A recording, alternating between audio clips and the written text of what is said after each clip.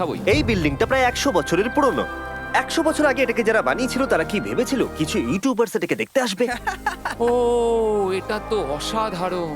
ক্যাকটাসটা ওপরে কি করছে? ক্যাকটাসটা কি হামাগুড়ি দিয়ে ওপরে উঠে গেছে নাকি ওকে কেউ রেখে এসেছে? ক্যাকটাসরা হামাগুড়ি দিতে পারে না, জিমি। ওদের পা নেই। ও মাই গড। চলো অন্য দিকটাও দেখা যাক। এখানেও ধ্বংসাবশেষ রয়েছে। ভাই, এখানটা একবার দেখো, গাছটা কিরকম দেওয়ালটাকে এদিক ওদিক থেকে পুরো জড়িয়ে ধরেছে। তোমাদের কি সবার এখানে ভালো লাগছে? যেহেতু আমি একটা চান্স পেয়েছি, তাই আমি হ্যাঁ বলবো। ঠিক আছে, একে আমরা ছেড়ে দিলাম। তোমাদের দুজনের ভালো লাগছে? না, বক্সের ভেতর পিৎজা ছিল না, তাই না? এর সাথেই পঞ্চম দিনের সূর্য অস্ত যেতে শুরু করলো আর আমরা ক্যাম্পে ফিরে যাওয়ার আগে সবাই একসাথে মিলে পাহাড়ের চূড়ায় উঠলাম। তোমরা ছাড়া আর কারোর সাথে পাহাড়ের চূড়ায় উঠে আমি এতটা মজা পেতাম না। Thank you. হয়তো রক জনসনের সাথে উঠলে পেতাম, ও আচ্ছা। কিন্তু তাছাড়া আর কারোর সাথে নয়। ভাই, একটা কথা বলতে চাই, এটা আমার সারা জীবন মনে থাকবে। হ্যাঁ, আমারও। আমার মনে হচ্ছে এই দৃশ্যটা আমাদের পরিশ্রমকে সফল করলো। ক্যাম্প পরিষ্কার করে দিয়েছি, বৃষ্টির থেকে বাঁচার জায়গা হয়ে গেছে, নারকেলের জল আর খাবারও তৈরি, আর জলও যথেষ্ট আছে।